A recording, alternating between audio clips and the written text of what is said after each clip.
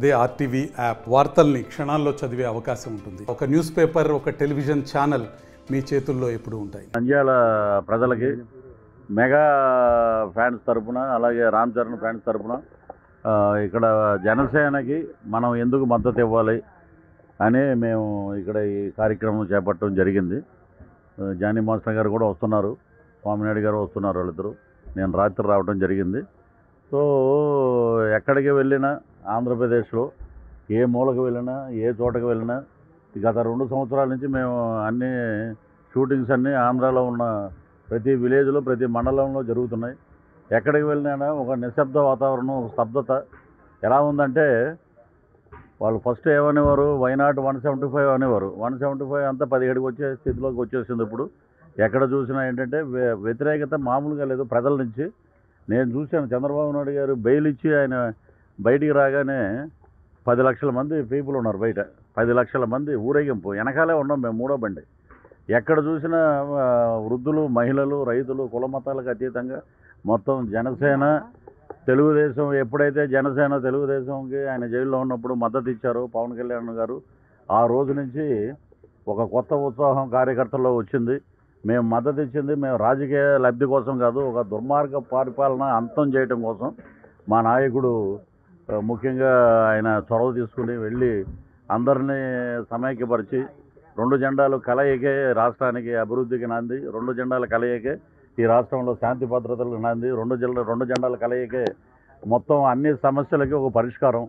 ఆ దిశగా మనం ఒక బలమైన శత్రువును కొట్టాలంటే అందరూ మనం సమాయత్తం అవ్వాలి, యుద్ధానికి సిద్ధం కావాలి. అసలు మేము సిద్ధం అని చెప్పుకోవాలి, మేము సిద్ధం అంటారు వీళ్ళు. ఏంటో నాకు అర్థం కాదు. ఒక్కడైనా పనికొచ్చేవాడు ఎవడైనా ఉన్నాడంటే దాంట్లో. ఒకడేమో అతను అంబటి రాంబాబు, మా కర్మజాలి ఏం చేస్తామంటే ఆయన శ్యాంబాబు మా క్యారెక్టర్ ఇచ్చారు. నా క్యారెక్టరు బాధ ఏంటంటే క్యారెక్టర్ అని కాదు, అసలు నాకే తెలియదు. నాకు సముద్రకాని గారు పిలిచి, ఒక దరిద్రుడు బాధ్యత లేనివాడు తిరుగుతుంటాడు, ఆ క్యారెక్టర్ మీరు చేస్తారా, 1 నిమిషం కూడా ఉండదండి అంటే, అలాగంటే భలే పవర్ స్టార్ గారి పక్కన సెకండ్ ఉన్నా చాలన్నా నేను. కానీ ఇంత దరిద్రుడు అని నేను కల్లో కూడా ఊహించలేదు. అది ఏం తెలుసు అసలు, ఏదో కూర్చుని ఏదో వాగటం, మాట్లాడటం. డిస్ట్రిబ్యూటర్గా పనికి వస్తాడు భవిష్యత్తులో. అంటే లెక్కలు చెప్పడానికి వాటికి. పోలవరంలో ప్రజలు నిర్వాసితులకు ఏంటి, అసలు పోలవరం ప్రాజెక్టు వల్ల లాభాలేంటి, పోలవరం పట్ల ఆంధ్రప్రదేశ్ ఎంత సస్యశ్యామలంగా మారుతుంది, దీనికి గత నాయకులు ఏం చేశారు, మేమేం చేస్తున్నాం, ఇవి చెప్పడం మానేసి ఆయన నెల్లూరులో సవాల్ చేసి చూడతను అనిల్ కుమార్ యాదవ్ ఎవరో పేరు, అయిపోతుందో వచ్చేస్తుంది అన్నాడు, అంతే వెనక్కి వెళ్ళింది. నెక్స్ట్ ఇప్పుడేమో ఇతను ఆ గేట్లు ఏంటో కూడా తెలియదు, ఇతను తీసుకెళ్ళి మా కర్మచారి. మా దౌర్భాగ్యం ఏంటంటే ఆయన పోలవరంకి ఆయన మాట్లాడతాడు. ఇప్పుడు ఎక్కడైనా సరే స్వర్గీయ నందమూరి తారక రామారావు గారు కానీ, స్వర్గీయ రాజశేఖర రెడ్డి గారు కానీ, వారు ఉన్నప్పుడు ప్రతి నెల ఒక సమీక్ష ఉండేది. శాసనసభలో ఒక సమీక్ష పెట్టేవారు, ఏ మంత్రుల విభాగంలో ఎవరు ఏం చేస్తున్నారు రాష్ట్ర ప్రజలకు తెలియజేసేవారు. ఇప్పుడు ఏమీ లేదండి. 3 పెళ్ళిళ్ళు 2 చోట్ల ఓడిపోయాడు. వీడి పక్క నుండి పెళ్ళిళ్ళు చేసినట్టే. పవన్ కళ్యాణ్ గారు 3 పెళ్ళిళ్ళు చేసుకుంటే పోలవరం ప్రాజెక్ట్ ఏమైనా ఆగిపోయిందా? ప్రజలు ఆలోచించండి. లేకపోతే 2 చోట్ల ఓడిపోతే వీళ్ళు ఏమన్నా నిష్ణాతులు, వీళ్ళు ఏమైనా గెలిచారా? 2 చోట్ల మా వాడు గెలిచేవాడే. అక్కడ ఏం జరిగిందో, ఎలా జరిగిందో గతం మేము అక్కడ ఉన్నాం కాబట్టి, ఆ దిక్కుమాలిన కాపురం చేశాం కాబట్టి మాకు తెలుసు. పవన్ కళ్యాణ్ గారు భీమవరంలో గెలిచారు, అది అందరికీ తెలుసు, రాష్ట్ర ప్రజలందరికీ. కానీ న్యాయాన్ని న్యాయంగానే గెలవాలి, పేదవాడికి దగ్గరగా ఉండాలి. ఇంకొకటి ఏం చేస్తున్నారంటే, ఇప్పుడు కొత్తగా వీళ్ళ మిశ్రమ కూటమి ప్రభుత్వం వచ్చేస్తే పథకాలు రద్దు చేసేస్తారు, మీరు అలర్ట్గా ఉండండి, అది ఏదనంటే పథకాలు రద్దు చేయరురా నాయన. మీ జగన్మోహన్ రెడ్డి జేబులోంచి 1 రూపాయి కూడా తీయడు, పేనాసి ముఖ్యమంత్రి రాష్ట్రంలో 1 రూపాయి తీయడు. అలాగా మా నాయకుడు పవన్ కళ్యాణ్ గారు, జనసేన అధ్యక్షులు ఏంటంటే, డబ్బు లేకపోయినా కూడా కౌలు రైతులు, ఆత్మహత్యలు చేసుకున్న రైతులకి తన సొంత డబ్బుల్లోంచి 1 లక్ష రూపాయలు తీసిచ్చి కుటుంబాలకి ఆదుకున్న వ్యక్తి. అలాంటిది రేపు అధికారంలోకి వస్తే, ఈ కూటమి అధికారంలోకి వస్తే అద్భుతంగా 10 రూపాయలు ఎక్కువే మేము పేద ప్రజల కోసం కష్టపడి మేము వెచ్చిస్తాం, ఆ పథకాలను అలా కంటిన్యూ చేస్తామని చెప్పడం జరిగింది. ఇదేంటంటే ఈ దౌర్భాగ్య పరిస్థితి రాష్ట్రంలో ఎక్కడ చూసినా రోడ్లు కానీ, ఒక లిక్కర్లు, మన వాళ్ళు వరల్డ్ కప్ కొట్టలేకపోయారు, దురదృష్టం. ఇక్కడ వరల్డ్ కప్ అంట, వైన్ షాప్లో ఏదో పేరు అది, ఇంకోటి భూమ్ అంట, ఏదో ఇలాంటివి పెట్టి లివర్లు అందరికీ పాడైపోయినాయి. మొత్తం రాష్ట్ర ప్రజల ఆరోగ్యం పోయింది. మొత్తం దోచుకోవటం, సలహాదారులు ముఖ్యంగా సలహాదారులని 59 మంది నుంచి ఇప్పుడు 100 మంది అయిపోయారు. ఒక్కొక్క సలహాదారుడికి 6 లక్షల నుంచి 7 లక్షల వరకు శాలరీస్ అంట. ఎవడబ్బ సొమ్ము అండి ఇదంతా? 140 కోట్లు దాని మీద వెచ్చిస్తున్నారంటే ఈ సజ్జల రామకృష్ణారెడ్డి గారు సకల శాఖ మంత్రి, ఆయనే మాట్లాడతాడు, ఎవడు మాట్లాడు. ఇక రోజమ్మ చెప్పుకుంటూ పోతే మాకే దరిద్రం. మహానంది వెళ్ళి మేము శివుడిని దర్శనం చేసుకొచ్చాం, వీళ్ళ గురించి కూడా మనం మాట్లాడాలా? ఒక గుడ్ మార్నింగ్ కొత్తగా ఇలా పెట్టి ఏలు పెట్టి ఇలా చూపించింది, ఇది గుడ్ మార్నింగ్ అంట. మరి ఇలాంటివి అన్నీ మనం చూస్తున్నారు ప్రజలు. చాలామంది చాలా చోట్ల నేను షూటింగ్కి వెళ్ళినప్పుడు కూడా వాళ్ళందరిని అడుగుతుంటా విలేజ్ల్లో, ఏంటంటే ఎలా ఉందండి అంటే, శ్రీకాకుళం నుంచి ఇటు మన శ్రీకాళహస్తి వరకు మేము ఒకటే చెప్పేది ఏంటంటే, 136 అసెంబ్లీ స్థానాలు, 21 పార్లమెంటు స్థానాలు కూటమి గెలుచుకుంటుంది. ఇది మటుకు పక్కా.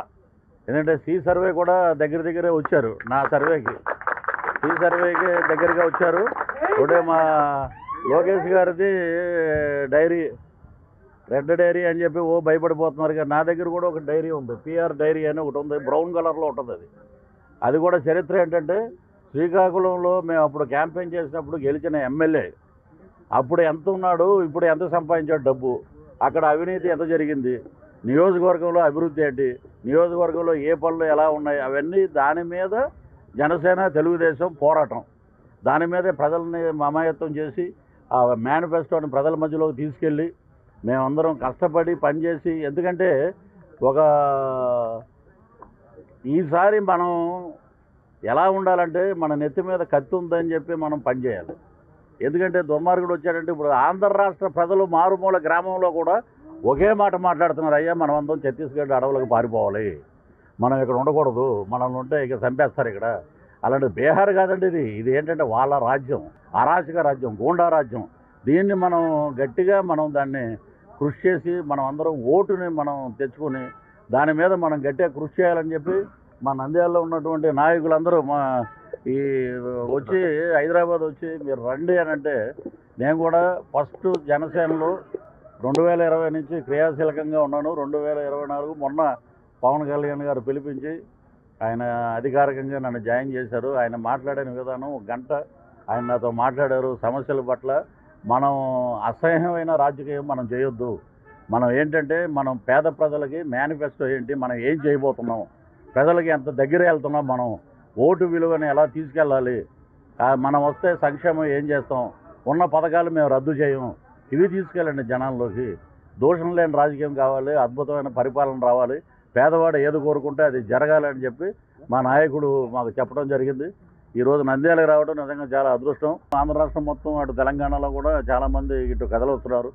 మెగా ఫ్యాన్స్ అందరూ ఎందుకు మనం జనసేనకి మనం మద్దతు తెలపాలి. ఇదే మనకి ఏంటంటే ఒక శత్రువుల మీద మనం పోరాడాలి, ఒక దుర్మార్గం మీద మనం పోరాడాలి. అప్పట్లో ప్రజారాజ్యం అనే పార్టీ పెట్టినప్పుడు చిరంజీవి గారు మెగా ఫ్యాన్స్ అందరూ పక్కనే ఉన్నారు. కాబట్టి మనం కూడా మీరందరూ రండి, మీ అందరూ కుల మతాలకు అతీతంగా మీరందరూ రండి, మనం అందరం కలిసి మనం పోరాడదాం అని చెప్పి మెగా ఫ్యాన్స్కి మేము ఇస్తున్నాం పిలుపు. అలాగే రామ్ చరణ్ ఫ్యాన్స్కి, అలాగే ఉన్నటువంటి మెగా ఫ్యాన్స్లో హీరోస్ అందరు ఫ్యాన్స్ అందరికీ మా పిలుపు అది. నేను ఆయనతోటి మాట్లాడానండి, 1 గంట మాట్లాడాను.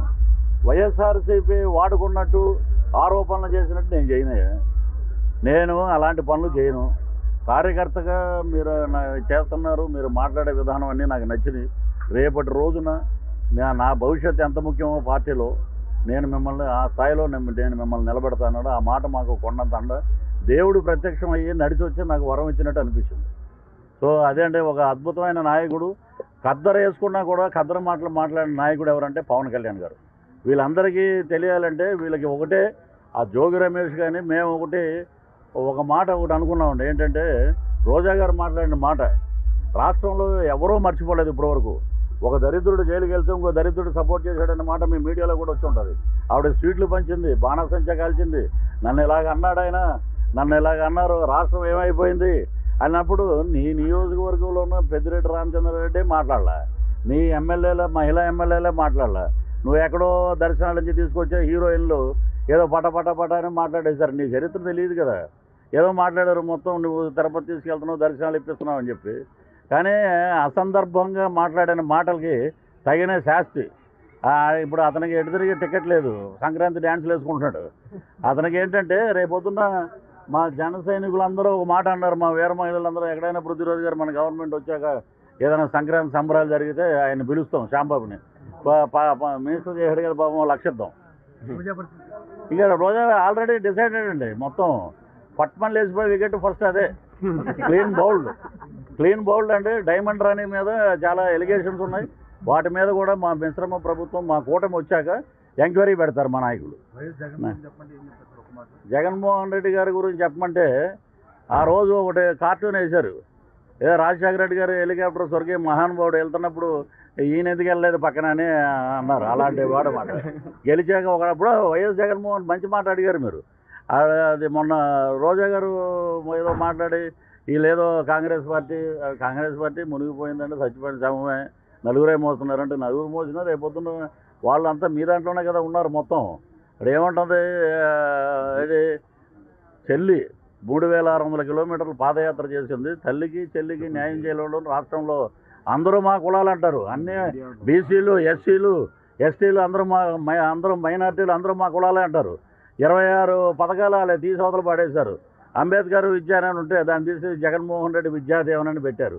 ఇవన్నీ ఏంటంటే ఎలా ఉన్నాయంటే సొంత చెల్లిగా న్యాయం చేయలేని వాళ్ళు రాష్ట్రానికి ఏం చేస్తారు. ఇప్పుడు ఏంటంటే ఆయన చరిత్రలో ఒకసారి ముఖ్యమంత్రి అయిపోయాడు, 151 ముద్దులు పెట్టారు, చేతులు పెట్టారు, భస్మం చేశారు, అయిపోయింది.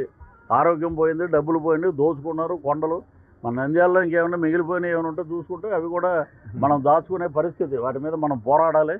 కాబట్టి ఇక ఇక్కడికి చర్మగీతం అయిపోయింది. యాత్ర అసలు ఎవరు పట్టించుకోవట్లేదండి. యాత్ర ఆయన రామ్ గోపాల్ వర్మ ఎవరో ఒక అమ్మాయిని పక్కన పెట్టుకుని ఏదో తాగుతూ ఏదో మాట్లాడతాడు, వాళ్ళ విజ్ఞతకి వదిలేదు. మరి వాళ్ళ సంస్కారం ఏంటంటే అది వాళ్ళు ప్రోత్సహించేది ఎవరినంటే వాళ్ళనే. మాకు దీన్ని బట్టే ప్రజలకి అర్థమవుతుంది ఒకటే చాలామంది నేను పళ్ళు అమ్ముకునే వాళ్ళని వీళ్ళని మొన్న శ్రీకాకుళం వెళ్ళినప్పుడు నేను అడిగాను, ఏంటంటే ఏటి బాబు వాళ్ళది రాజకీయం అన్నాక ఏదేదో మాట్లాడుకోవాలి కానీ సొంత చెల్లిని తిట్టిస్తాడు ఏంటి బాబు, ఇది ఇతనే అన్నది మా కాడ అయితే మేము జొల్లగొట్టేసేవాళ్ళం మేము అని అంటారన్నమాట వాళ్ళ భాషలో. అంటే సామాన్యుడికి కూడా అర్థమైపోయింది ఇతనికి ఏంటంటే సెంటిమెంట్స్ లేవు. ఏదన్నా సరే ఇలాగా ముందు ఇలా దండం పెట్టడం, ఎత్తిమీ చేయబెట్టడం, బుద్ధులు పెట్టడం. ఈ ఏంటంటే మనం చూస్తూనే ఉన్నాం, మనం ఎన్ని విగ్రహాలు పట్టుకెళ్ళాం, ఒక విగ్రహం రెడీ, ఒక విగ్రహం, ఒక శాలువ, ఒక లడ్డు అమిత్ షా గారికి ఇవ్వటం, ఆశీర్వాదం తీసుకోవటం, అంతకుమించి ఇంకేముందండి. మీరు ఏం చేస్తున్నారు మీరు రాష్ట్రంలో? దీని మీదే మా పోరాటం. Mega fans, Ram Charan fans, మా హీరోల ఫ్యాన్స్ అందరినీ కలుపుకుంటాం.